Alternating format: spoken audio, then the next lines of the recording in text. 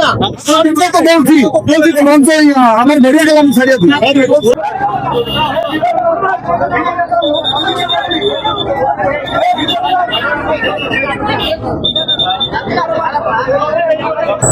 সরকার কর্তৃক নির্ধারিত ভাড়াচ্ছে আমরা প্রায় 5% অথবা 8% ভাড়া কম ঈদ উপলক্ষে নির্ধারিত করা দিয়েছে এবং সেটা টানিয়ে দেখা হয়েছে লঞ্চে ঢুকতে এবং ডিজিটাল ডিসপ্লেও আছে।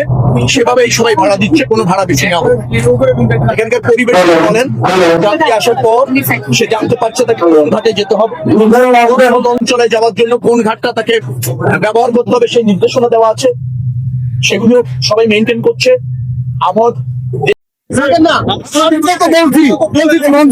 আমার বেরিয়ে গেলাম ছাড়িয়ে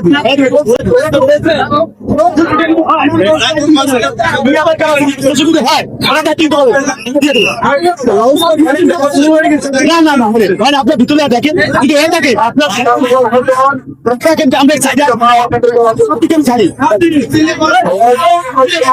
একটু দেরি হচ্ছে, ঠিক আছে, কিন্তু জীবনটা তো অনেক গুরুত্বপূর্ণ।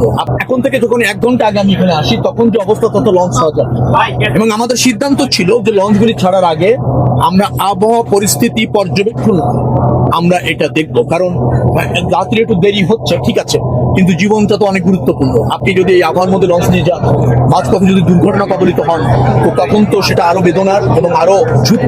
আমরা সেটা চাচ্ছি না। এক জীবনের মূল্য অনেক বেশি। 1 ঘন্টা দেরি বা 2 ঘন্টা দেরি যদি আবহাওয়ার কারণে হয়, আমি আশা করবো যাত্রীরা সেটা মেনে নেবেন এবং আমরা সহযোগিতা করবো আর কি ব্যবস্থা করা।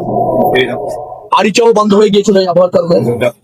তারপর যাত্রী যখন দাম বেড়েছে সেখানে পারাপার করতে আমি বলতে চাচ্ছি উদ্বুদ্ধ পরিস্থিতি, বিদ্যমান পরিস্থিতি, সম্ভাব্য পরিস্থিতি, সেই পরিস্থিতিতে ম্যানেজমেন্টের অধীনে যা যা করণীয় তা আমরা করছি। কোনো সময় ব্যক্তি হয়তো অধৈর্য হতে পারে, তিনি হয়তো মনে করছেন যে না আবহাওয়া খারাপ তাতে কি হয়েছে, আবার দ্রুত যাওয়া দরকার। এই আবেগটা গুরুত্ব পাবে হচ্ছে সামগ্রিক স্বার্থ, সামগ্রিক নিরাপত্তা, সামগ্রিক ব্যবস্থা, সেখানে কাজ করছে। ধন্যবাদ।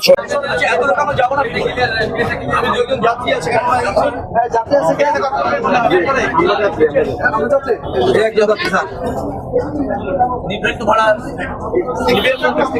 টিকিট কাকে দিতে হয় না পরে আপনারা তো জানেন যে ভাড়াটা কি নির্ধারণ করা হয়েছে 542 টাকা ভাড়া নির্ধারণ করা হয়েছে 500 টাকা। আপনার সবাই 500 টাকাই দিবেন।